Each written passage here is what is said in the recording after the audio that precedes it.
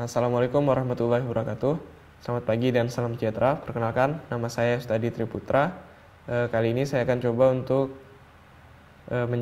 sharing tentang tutorial menggunakan Google Reader.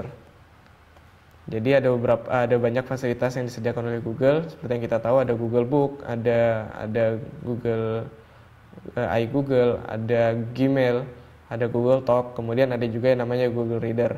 Ini sebenarnya mungkin kurang familiar, tetapi menjadi penting karena dengan Google Reader kita bisa mengecek aktivitas atau update dari blog favorit yang kita sukai. Misalnya saya menyukai blog ilmukomputer.org seperti itu. Maka saya bisa mendaftarkan blog tersebut pada Google Reader sehingga saya akan berlangganan RSS feed. Jadinya feeder dari ilmukomputer.org akan tampil. Misalnya juga saya menyukai diskusiandroid.com misalnya. Maka saya bisa mendaftarkan diskusi android.com tersebut sebagai langganan. Saya sebagai member langganan di sana yang saya cantumkan website tersebut pada Google Reader, sehingga saat ada post-post terbaru atau ada komen-komen terbaru pada diskusi android.com, komunitas Android di Indonesia itu akan langsung masuk juga beritanya di Google Reader saya. Sehingga jika saya punya banyak website yang saya sukai dan blog yang saya sukai atau forum yang saya sukai, saya tidak perlu membukanya satu-satu untuk mengecek apakah sudah ada update, apakah ada berita terbaru, tapi saya cukup buka di Google Reader, kemudian saya bisa lihat jika ada update terbaru bisa langsung saya baca, seperti itu. Kemudian ada term of service, jadi layaknya Google, layanan-layanan internet semuanya menggunakan ada peraturan-peraturan tertentu.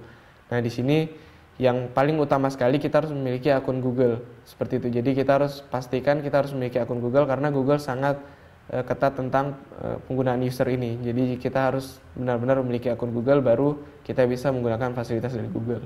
Kemudian tidak berusaha untuk mengakses service di luar interface dari Google dan menggunakan service tersebut sebagai service komersial. Misalnya Anda menggunakan Google Reader sebagai jasa dari pihak Anda, padahal Anda menggunakan Google Reader seperti itu, maka itu tidak diizinkan kecuali telah ada pembicaraan sebelumnya dengan pihak Google.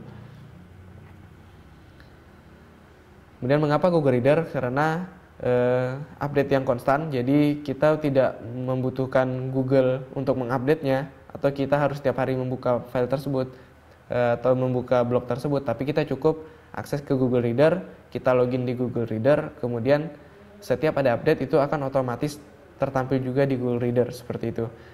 Kemudian otomatis itu akan memudahkan kita untuk membaca dan mengetahui RSS feed terbaru. Nah, di sini juga ada fitur yang bagus, yaitu kemampuan untuk sharing ke jejaring sosial.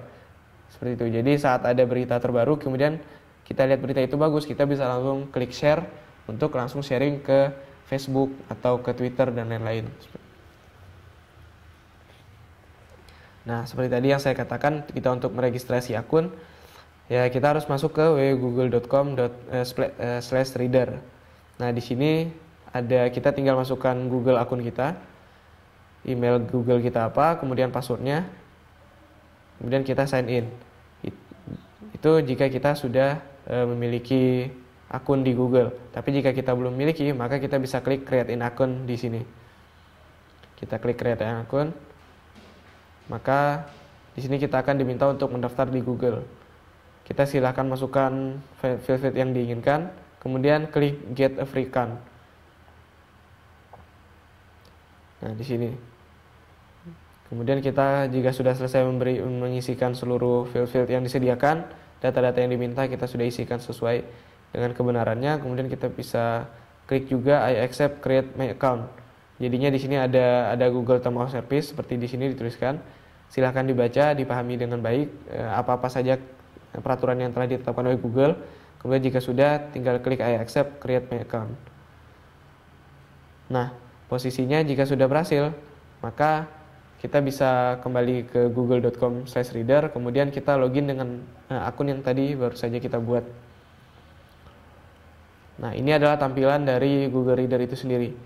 Jadi di sini adalah halaman-halaman yang akan menampilkan RSS feed dari yang kita inginkan. Kemudian di sini ada recently start-nya, jadi ada dari blog saya seperti itu. Kemudian di sini ada menu-menunya.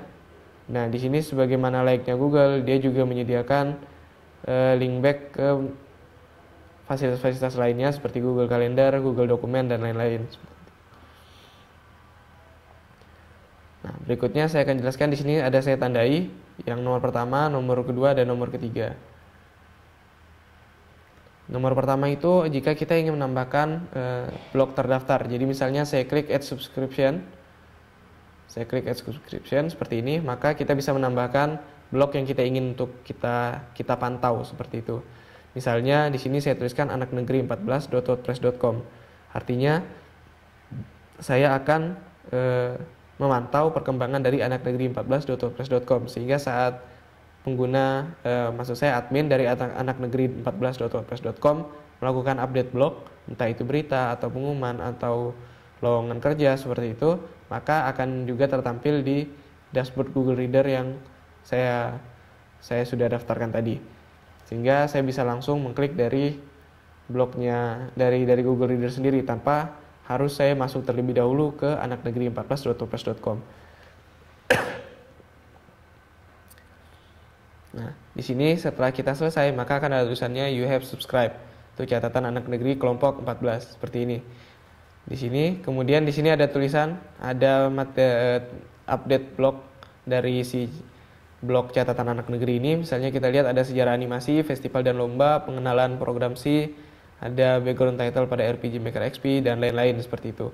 Nah, begitu saya klik salah satunya, maka ini akan langsung mengarah ke blog anaknegeri14.wordpress.com seperti itu.